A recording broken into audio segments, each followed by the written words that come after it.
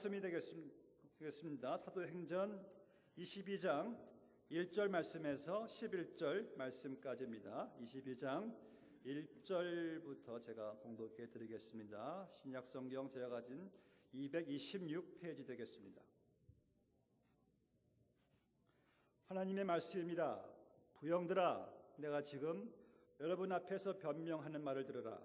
그들이 그가 히브리 말로 말함을 듣고 더욱 조용한지라. 이어 이르되, 나는 유대인으로 길르기야 다소에서 났고 이 성에서 자라 가말리엘의 문화에서 우리 조상들의 율법의 엄한 교훈을 받았고 오늘 너희 모든 사람처럼 하나님께 대하여 열심히 있는 자라. 내가 이 돌을 박해하여 사람을 죽이기까지 하고 남녀를 결박하여 옥에 넘겼노니 이에 대제사장과 모든 장로들이 내 증인이라. 또 내가 그들에게서 다메섹 형제들에게 가는 공문을 받아가지고 거기 있는 자들도 결박하여 예루살렘으로 끌어다가 형벌받게 하려고 가더니 가는 중 다메섹을 가까이 갔을 때 오정쯤 되어 호련히 하늘로부터 큰 빛이 나를 둘러비치매 내가 땅에 엎드러져 들으니 소리써 이르되, 사울아 사울아, 내가 왜 나를 박해하느냐 하시거늘 내가 대답하되, 주님 누구시니까 하니 이르시되, 나는 내가 박해하는 나사렛 예수라 하시더라. 나와 함께 있는 사람들이 빛은 보면서도 나에게 말씀하시는 이의 소리는 듣지 못하더라. 내가 이르되, 주님 무엇을 하리이까? 주께서 이르시되, 일어나 다메섹으로 들어가라. 내가 해야 할 모든 것을 거기서 누가 이르리라 하시거늘 나는 그 빛의 광채로 말미암아 볼 수 없게 되었으므로 나와 함께 있는 사람들의 손에 끌려 다메섹으로 들어갔노라. 아멘.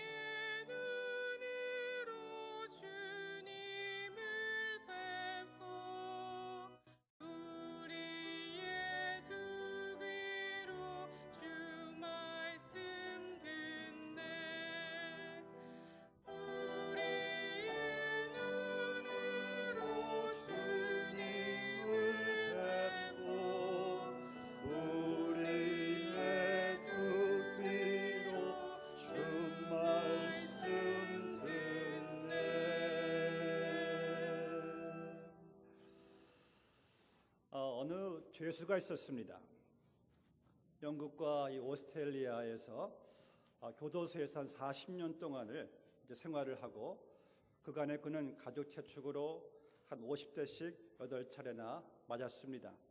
그런데 그는 전혀 변화되질 않았습니다. 그래서 경찰과 이 모든 이 교도소에서도 이 포기할 정도의 그러한 불가능한 죄수였다라고 했습니다. 근데 그가 40년 만에 출소해서요 한 교회에 이제 출석하게 되었고 그 교회에서 지내면서 한 사람에게 전도를 받아서 예수님을 믿고 구주로 영접하게 되었습니다.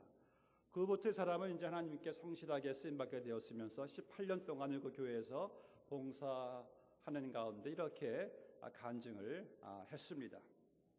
나는 40년 동안 가족 채축으로 또 교도소 생활에서도 여러 가지 나를 수정하려고 했지만은 변화되지 않았습니다. 그런데 내가 예수 그리스도를 나의 구주로 믿고 영접한 후 1분 만에 나는 완전히 변화된 새 사람이 되었습니다. 참이 하나님만이 할 수 있는 이 간증이죠. 위대한 주님의 역사이시죠. 여러분들 우리 모든 예수를 믿는 사람들에게는 다 간증이 있습니다. 간증이 없는 사람은 이 세상에 믿는 사람들 가운데 한 명도 없어요. 이 간증이란 것이 무엇입니까?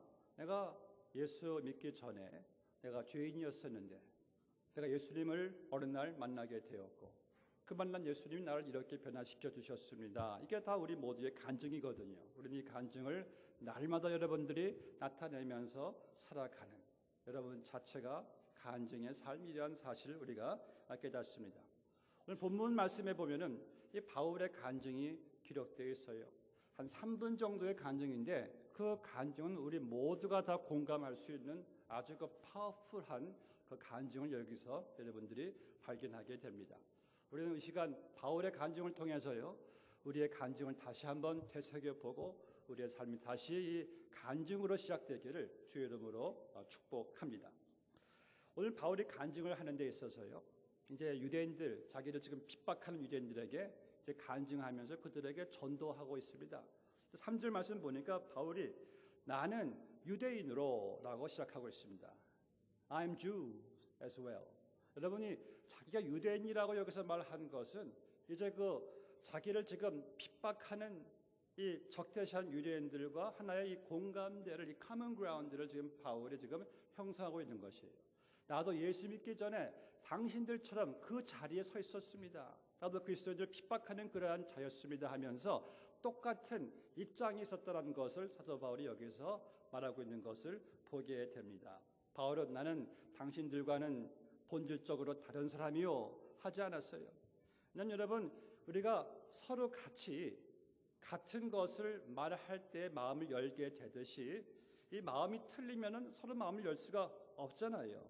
혹시 여러분들 누군가 지금 특별하게 뭐 전도하고 싶은 사람이 있다면은 여러분 우리도 사도 바울처럼 그 사람과 내가 예수 믿기 전에 그 같은 점을 여러분들이 확인해 주셔야 됩니다. 그래야지 전도가 돼요. 당신과 나도 같습니다. 나는 본질적 당신과 같습니다라고 해야죠. 만약 여러분이 어떤 분이 고생 많이 하고 있고 외로워하고 있는데 여러분들이 가서 저는 외로움을 경험하지 못해가지고 그럼 이것이 바로 뭐 전도가 되겠습니까? 저도 고민이 많습니다. 저도 고민이 많았었습니다. 라고 해야지 이 공감대를 이루어야지 그 사람도 이분도 그런 적이 있었구나 하면서 마음을 열 수 있는 확률이 이게 많다는 것이에요. 어떤 분이 나는 죽고 싶습니다 하면은 여러분도 저도 죽고 싶었습니다 하면 이게 얘기가 되는 거예요. 근데 어떤 분이 나는 죽고 싶습니다 하는데 여러분들은 오직 못 났으면 죽고 싶어 할까 이렇게 말하면 이게 전도가 이게 안 되는 게 되겠죠. 본문에서 사도 바울은요 유대인들에게 당신들과 나는 똑같습니다. 예수 믿는 것 빼놓고는 똑같다는 말씀이에요. 지금 당신들이 예수를 핍박하고 있지만은 나도 지금과 당신들과 똑같이 예수 믿는 사람들을 핍박했습니다. 아니 저는 더 했다는 것이에요.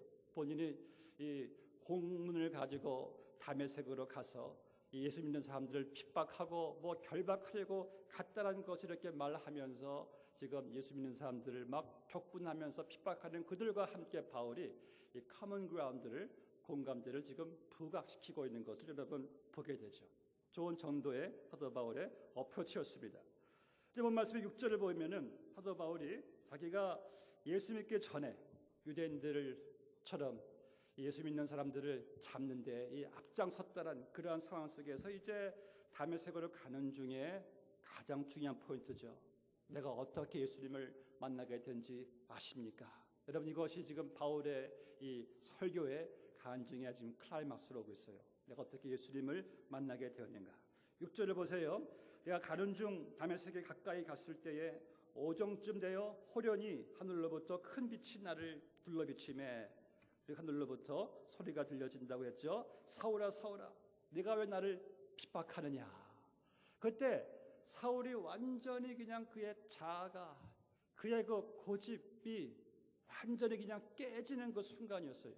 자기는 지금까지는 예수란 자가 어떤 종교단체를 만들어 가지고 사람들을 막 선동하는 그런 자인 줄 알았는데 정말 하늘에 계신 예수 그리스도를 보게 되니까 저분은 정말 말씀하신 대로 죽은 지 사흘 만에 부활하셔서 하늘 보좌에 서 계시는구나 하면서 그 예수란 자가 드디어 메시아라는 것을 바울이 깨달으면서 그가 완전히 이제 예수님을 믿는 자로 개종받는, 이 구원받는 이 놀라운 역사가 지금 이루어지고 있는 것을 보게 됩니다. 여러분, 참 이거 놀라운 신비한 경험이에요. 이 바울같이 이 완고하고 고집불통한 사람들은 이러한 좀 충격적인 이 극적인 체험도 필요한가 봅니다. 우리가 볼 때도요, 아주 참 이 완고한 사람들은 극적인 체험을 통해서 하나님께로 돌아온 사람들도 종종 있지 않습니까? 그래서 어떤 분들에게는 이런 불이 번쩍이는 경험도 필요하기도 해요. 그런데 모든 사람들이 다 이러한 불이 번쩍이는 경험이 있어야지 예수 믿는 것이 아니지 않습니까? 왜냐하면 여러분, 어떤 그 신비한 극적인 경험 자체가 중요한 것이 아니라 그 경험이 나를 인도하는 바로 그 목적, 예수 그리스도가 이게 더 중요한 것이죠. 어떤 분들은 너무 경험을 더 중요시해요. 예수 믿는 것보다도. 아니에요. 경험은 그저 우리가 예수님께로 나가게 해주는 도구에 불과한 겁니다. 그래서 어떤 분들은 어떤 신비한 경험 통해서 예수 믿는 사람들도 있고, 할렐루야입니다. 어떤 분들은요, 신비한 경험 없이도 예수 믿는 분들이 있어요. 그것도 역시 할렐루야입니다. 왜냐하면 중요한 것은 어떤 경험, 크고 작고 신비한 경험 자체가 아니라 내가 예수 그리스도를 믿고 영접하고 구원받은 것이 여러분, 이게 더 중요하다는 말씀인 것이죠. 그래서 여러분들 어떤 극적인 체험으로 예수 믿게 되었습니까? 할렐루야, 감사하세요. 아니면 나는 전혀 그런 경험 없었습니다. 그렇다면 예수 믿습니까? 믿어요. 그럼 또한 감사를 하시기를 바랍니다. 왜냐하면 여러분, 중요한 것은 내가 예수 믿기 전에 어떤 그 신비한 경험, 이게 아니라 지금 예수를 믿고 하나님의 자녀가 되었다는 이 사실이 여러분, 이게 중요한 것이 아니겠습니까? 그래서 우리는 내가 눈에 보이는 극적인 체험으로 예수 믿게 되는 것이 아니라 암만 내가 100번 그런 거 봐도 성령이 내 마음에 역사하지 않으시면은 죽었다 깨어나도 예수 안 믿습니다. 하나님의 은혜로 성령의 역사로 내 마음이 열리는 것이지 내가 보고 열리는 것이 아니란 말씀이에요. 이런 말씀 어떤 분이 저한테 하시더라고요. 어느 집사님이, 목사님, 저는 어떤 찡하게 경험하고 예수를 너무 쉽게 믿어서 경험 없이 쉽게 믿어서 그런지 이상하게 신앙생활에 어떤 찡한 감사가 없어요. 그랬어요. 이렇게 대답해 드렸습니다. 아니, 쉽게 믿다니요. 집사님은 쉽게 믿었을지 모르겠지만은 집사님이 그 믿으시기까지 하나님이 치르신 값이 얼마나 엄청납니까? 하나님 집사님 위해서 예수 그리스도를 땅에 보내주시고 대신 십자가에 못 박혀 죽게 하시고 피를 흘리게 하시고 구원받게 해두셨는데 어찌 그게 쉽게 믿게 된 것입니까? 감사, 평생 감사, 평생 간증이죠. 여러분, 우리에게 있어서 가장 큰 기적과 같은 경험이 무엇이겠습니까? 내가 예수 믿고 구원받은 것, 최고의 경험, 최고의 기적인 줄로 믿습니다. 아멘이십니까? 예, 너무 아멘이 크면은 말이 안 나와요. 이 가슴이 메이기 때문에 전 그렇게 믿겠습니다. 저는 이 말씀 보면서요, 이 누가 사울이 예수 믿게 될 줄을 누가 알았겠는가? 정말 미치광이처럼 예수 믿는 자들을 그냥 잡아가지고 결박하고 죽였던 그러한 자였는데, 이러한 사울이 예수님을 믿게 되었어요. 이러한 사실을 볼 때 여러분들이 지금 왜 예수님께 저분이 돌아오지 않는가, 너무 완고해요, 너무 고집불통이에요. 저는 그때마다 이렇게 말해요. 잘 돼가고 있습니다. 돌아오실 겁니다. 단지 기도만 포기하지 마십시오. 반드시 돌아오게 돼 있습니다. 여러분, 아주 고집불통으로 예수님을 부인했던 사람이 예수 믿으니까요, 고집불통으로 예수님 열심히 또 믿더라고요. 이게 하나님께서 역사하시는 방법이거든요. 중요한 것은 돌아옵니다. 여러분들이 기도하는 가운데 때가 있을 뿐이죠. 저는 그 사실 여기서도 위로가 됩니다. 이제 본 말씀 10절 말씀을 보시기 바랍니다. 예수님을 만난 이 사도 바울이 하나님의 은혜를 경험해요. 그리고 주님, 당신은 누구이옵니까? 나는 내가 핍박하는 예수라. 저분이 이제 예수님이시구나. 저분이 만유의 주가 되시는구나. 왜요? 하늘 보좌에 앉아 계시니까. 그때 바울의 첫 번째 자연스러운 반응이 있어요. 오늘 설교 제목입니다. 주님, 내가 무엇을 하리까? What do you want me to do? 무엇을 하리까? 어떤 의미에서 그런 질문을 한 겁니까? 이제까지는 내가 내 스스로의 어떤 열심 가지고 내 뜻대로 계획대로 살아왔지만은 지금은 이제 주님이 나의 주인이시니까 말씀하소서. 내가 지금 무엇을 하리까? 여러분, 우리가 하나님의 자녀로요, 거듭나는 순간부터 우리에게 변화가 되는 사건이 있습니다. 명예 이전의 변화예요. 믿기 전까지는 내가 주인이었어요. 그런데 이제 주인이 바뀌어진 겁니다. 이제 예수님이 내 몸에, 내 생명에, 내 자녀에, 내 가정에, 내 비즈니스에, 내 재능에 이제 그분이 주인이시구나. 이 주인이 바뀌어지면서부터 이제 내 삶의 진정한 의미와 가치가 새롭게 이게 변화되는 것을 보게 됩니다. 여러분, 한번 이 시간 솔직하게 한번 스스로 물어보세요. 지금 내 삶, 내 몸, 내 건강, 내 어떤 재능, 내 물질, 내 어떤 사업, 자녀, 이 모든 것에 있어서 누가 주인 되는 것이 정말 내 삶을 만족하게 기쁨으로 행복함을 이끌어갈 수 있을까요? 내가 주인 되면은 착각하지 마세요. 나만큼 부족한 주인이 없습니다. 여러분, 나에게 나의 삶을 맡긴다고 생각해 보세요. 끔찍합니다. 우리는 한 치 앞도 모르는 인간인데 책임질 수가 없어요. 그런데 예수님이 주인 되게 하실 때는요, 그때부터 내 삶에 기쁨이 있고 보람이 있고 평강이 있고 자유가 있고 진정 행복한 삶이 될 줄로 믿습니다.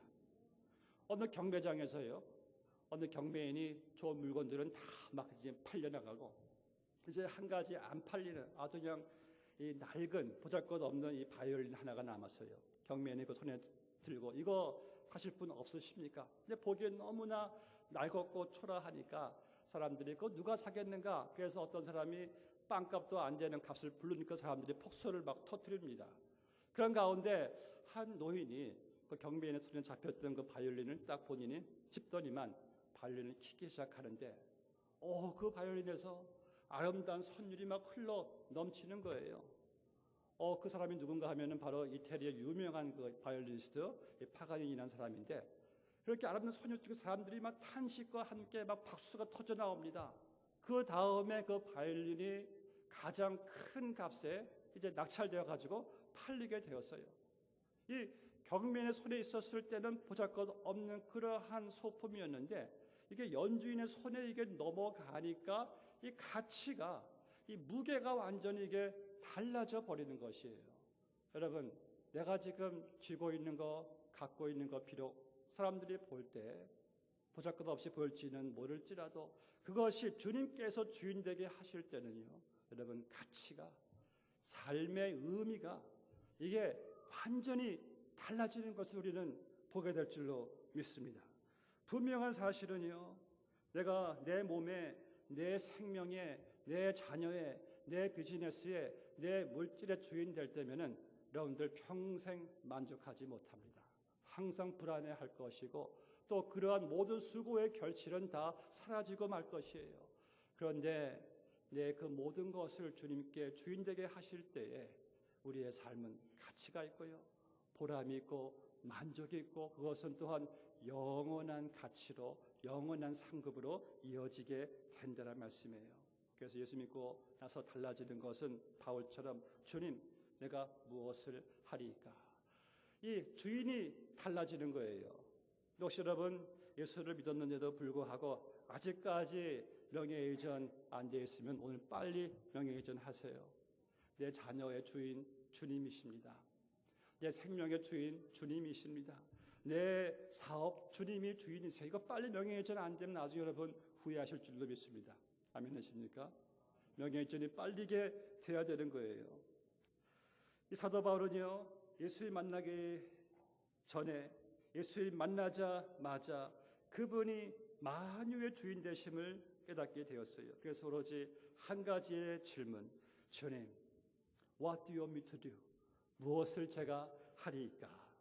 그래서 사도 바울은요, 죽는 순간까지 주님이 기뻐하시는 일에만 그를 주인 삼아 충성되게 섬긴 것을 보게 됩니다. 제가 이 전도사 시절 때 신학교 다니면서 아르바이트를 많이 했습니다. 저는 이제 직장에 출근할 때마다 항상 제가 사장님 볼 때 습관적으로 하는 말이 꼭 있어요. 사장님, 오늘 제가 특별히 할 일이 뭐가 있습니까? 사장님이 미스터김 이거 해. 그럼 저 그거 다 해요. 왜? 제 사장, 제 주인이니까. 여러분들 날마다 아침에 깨어나시면 이렇게 주님께 물어보세요. 주님, 제가 무엇을 하리이까? 이러한 질문으로 우리는 하루가 시작되는 것이 이 바울의 우리의 삶의 고백이 되는 것이에요. 참 바울은요, 그의 생애를 통해서 많은 열매를 거두게 되었어요. 왜 그랬을까요? 하나님께 순종을 잘 했기 때문에.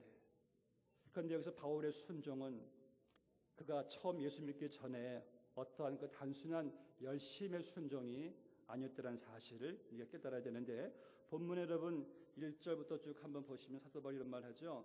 나는 율법의 엄한 교훈을 받았고 오늘 너희 모든 사람처럼 하나님께 대하여 열심히 있는 자라.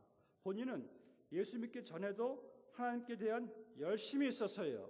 근데 그 열심이 잘못된 열심이었습니다. 왜요? 예수 믿는 사람들을 핍박하는 것이 하나님의 일인 줄 알았어요. 그러니까 바울의 열심 자체에 어떤 문제가 있었는가? 그는 이렇게 믿고 있었습니다. 율법, 하나님의 법을 열심으로 그냥 내가 지키면은 내가 하나님께 어떤 페이벌 은총을 받게 될 것이고 그걸 열심히 지키면은 나는 구원받아 천국 갈 수가 있을 것이다. 그러한 열심을 가지고 열심을 내고 이 삐뚤어가는 것을 우리가 보게 됩니다. 그런데요, 바울이 예수 믿고 나서 깨달은 사실은 내가 아무리 율법을 지키려고 열심을 내고 아무리 노력하고 살아도 하나님께서 원하시는 그 거룩한 의에는 도달할 수 없다는 사실을 바울이 깨달은 것이에요. 바울은요, 율법을 위한 열심, 율법 지키면 의를 얻는다. 이러한 불가능한 사실을 깨닫게 되었고 오직 하나님의 은혜로 말미암아 예수 그리스도를 믿음으로 말미암아 의롭게 된다는 사실을 깨닫게 된 다음부터 바울이 어떻게 고백했습니까? 나 된 것은 하나님의 은혜입니다. 죄인 중에 괴수인 나를 하나님께서 그 예수님의 십자가의 보혈로 내 죄를 용서해 주시고 나를 그분의 자녀 삼아 주시고 나를 사도 삼으셨으니 이 한량없는 은혜에 대한 이제 그 감사가 새로운 열심으로 나타나기 시작한 것입니다. 여러분들 성도의 열심이 어디 있습니까? 내가 열심히 살면은 열심히 이 법 지키면은 하나님 나를 축복하실 것이다. 그런데 이 열심히 못하면 나는 하나님께 벌 받고 저주받을 것이다. 이러한 사람은요 아직까지 율법 아래에서 불안한 삶을 살아가는 거예요. 그런데 여러분들은 더 이상 율법 아래 있지 않습니다. 우리는 은혜 아래에 있어요. 은혜 아래에 있다는 것은 무엇입니까? 하나님의 은혜로 나 같은 죄인이 이렇게 구원받았으니 할렐루야. 이 은혜가 너무나 찡하고 감격이 되어 감사가 되니까 어찌 주님께 내 삶을 던지지 않을 수가 있겠습니까? 어찌 주님께 순종하지 않을 수가 있겠습니까?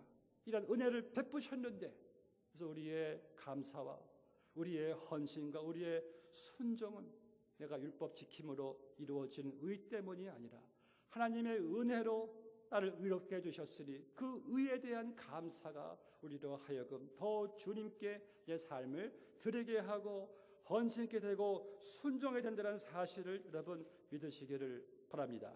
그래서요, 은혜의 힘은요, 이 율법의 힘보다도 훨씬 더 강합니다.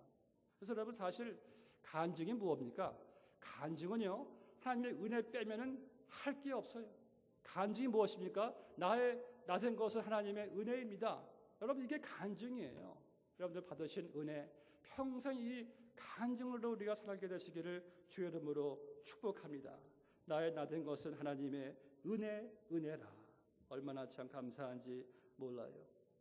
그래서요, 예수님을 믿고 구원받은 간증이 있는 사람들은 평생에 그리스도의 그 구원에 대한 간증이 평생 있고, 그리고 그러한 간증이 있는 사람들은 우리의 범사가 모든 일이 협력해서 이게 간증이 되는 거예요. 참 여러분 놀랍지 않습니까? 여러분들 혹시 뭐 어려운 일이 있습니까? 원치 않은 일을 당했습니까? I guarantee you, 확실한 것은 역시 그것도 간증이 될 줄로 믿습니다. 지난 2년 전에 하나님께서 저에게 엄청난 간증을 주셨어요. 저는 그 간증이 얼마나 참 감사한지 몰라요. 제 인생에 정말 너무나 한 축복된 간증이었습니다.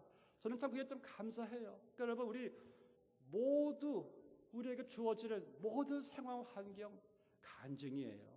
저는 이렇게 말씀드려요. 어떤 분이 목사님 이런 일이 있습니다. 집사님 그거 간증될 겁니다. 확실하게 간증될 거예요. 아멘이십니까? 간증이 아닌 것이 어디 있습니까? 우리 교회 건물 옮기는 것도 이것도 역시 간증이에요. 내 개인의 삶 가운데 잘 여러분들 풀리지 않은 일 그것도 역시 또 간증이 될 것이고 다 이 간증이 아닌 것이 없습니다. 하나님께서 사랑하는 자 그 뜻대로 부르심을 입으신 자들에게는 모든 것이 합력하여 선 간증을 이루어 가느니라. 아멘이에요. 본문의 11절 말씀 보면은 바울이 하늘로부터 강력한 이 빛을 그냥 바울이 그냥 비춰줬을 때 그냥 그 빛의 광기 때문에 순식간에 사도 바울의 시력을 그냥 잃게 됩니다.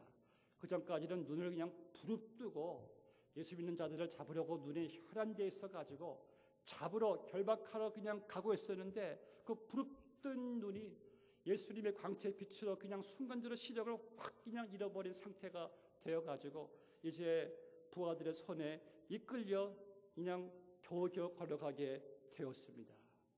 저는 이렇게 생각해 봤어요. 왜 하나님께서 바울의 시력을 순간적으로 왜 앗아갔을까? 여러분 생각해 보세요. 내가 지금까지 눈 뜨고 살아왔는데 갑자기 눈의 시력이 완전히 잃어버리면서 아무것도 안 보여요. 그냥 캄캄해요. 주야가 분간이 안 돼요. 그럴 때 우리 마음이 어떻겠습니까? 절망의 이 칠흑 같은 밤이 우리에게 몰려올 때 어떻게 될까요? 전 여기에 굉장한 뜻이 있다는 사실을 발견합니다. 하나님께서요, 바울로 하여금 그동안에 그가 보았던 세상의 눈을 하나님께서 멀게 하시고 하나님을 향한 눈을 하나님께서 뜨게 하시는 과정을 여기서 보게 됩니다. 본문을 쭉 읽어보시면은요, 바울이 눈 감은 상태에서 완전히 하나님의 은혜가 예수 그리스도의 복음이 그냥 막 정립돼 가는 것을 보게 됩니다. 그래서 여러분 우리는 종종 눈을 가끔 감을 필요가 있겠더라고요. 여러분 우리가 삶에 어려운 시험이 올 때 너무 슬프게 생각하지 마세요. 우리에게 오늘 여러 가지 시험 가운데 대표적인 것이 있죠. 대표적인 시험들이 무엇이었습니까? 뭐 사업이 안 될 때, 내가 갖고 있는 물질이 빼앗길 때, 내 자녀가 힘들게 될 때, 내 몸에 병이 올 때, 그때는 제 마음이 슬퍼져요. 근데 여러분 그 순간이 우리에게 축복이에요. 왜 그런지 아십니까? 그때 나는 세상을 향한 눈을 감게 되고 서서히 눈을 감은 상태에서 나는 내 힘으로 살아갈 수가 없는 사실을 깨달아요. 나는 무능하다는 사실을 깨달아요. 나는 누군가의 손에 의존해서만 걸어갈 수 있다는 사실을 깨닫게 됩니다. 그때 하나님이 비로소 눈 감은 나의 상태에 대해 안에 자리 잡기 시작하는 것을 여러분들이 보게 됩니다. 또한 하나님을 신뢰하는 그분을 바라보는 눈이 그때 생기게 된다는 사실이에요. 우리는 너무 세상에 눈을 부릅뜨고 살아가요. 열심히 뜨고 있습니다. 근데 가끔 그 눈을 여러분들 감으셔야 돼요. 세상에 대한 눈을 감고 주를 향한 눈을 뜰 때에 하늘의 영광을 여러분들이 보게 되고 그때 눈을 뜰 때에 세상에 대한 그 관점이 달라지는 것이 하나님께 우리에게 주시는 이 시력을 멀게 하시는 바로 간증이라는 사실입니다. 바울은 눈의 시력을 잃었을 때 그 사실을 깨닫는 축복을 경험하게 된 것이죠. 이제 마지막으로 사도 바울이 이제 다메섹으로 예수 믿는 사람들을 그냥 잡아 결박해서 그냥 감옥에 가두려고 다메섹으로 가고 있었는 하나님께서 바울을 정지시키죠. 예수님을 만나게 두시죠. 그 다음에 바울아 유턴 빠꾸에서 가라 하지 않으셨어요. 다시 다메섹으로 들어가라. 이런 놀라운 사실 본문을 보시면은 예수 믿는 사람들 잡아 그냥 결박하려고 다메섹으로 가고 있었는데 예수를 만난 다음에 또 같은 곳으로 가요. 단 바뀌어진 게 있습니다. 목적이 바뀌어졌어요. 이제는 예수를 결박하는 것이 아니라 예수를 전하는 자로 다메섹으로 들어가. 이제 그의 삶이 간증이 되는 것을 보게 됩니다. 우리도 예수 믿고 나서 우리가 처한 환경, 여러분들 일하시는 일터, 여러분들 줄곧 가는 곳, 그런 것들이 다 바뀌어지는 것이 아니에요. 하나님께서 거기를 그대로 가기를 원하십니다. 그런데 하나님은 여러분들의 이제는 간증을 갖고 가기를 원하세요. 여러분의 환경, 장소, 친구들, 내가 즐겨갔던 골프장, 일터 하나님이 바꾸시지 않으십니다. 가되 새로운 목적을 가지고 가라. 내가 너에게 준 그 은혜를, 그 은혜의 간증을 가지고 내가 이제 그곳에 들어가는 거예요. 여러분의 간증된 삶이 여러분들의 가정과 일터, 여러분들이 가는 곳을 변화시키는 역사를 주님께서 원하신다는 사실을 기억하시기를 바랍니다. 여러분에게는 이 간증이 있어요. 이 평생의 간증, 여러분들이 간증의 삶을 가지고 살아가시기를 주의 이름으로 축원합니다.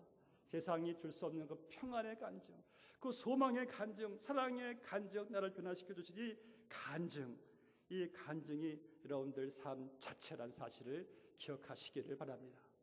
함께 기도하시겠습니다. 아버지 하나님, 우리에게, 우리 개개인에게 놀라운 간증을 주셨습니다.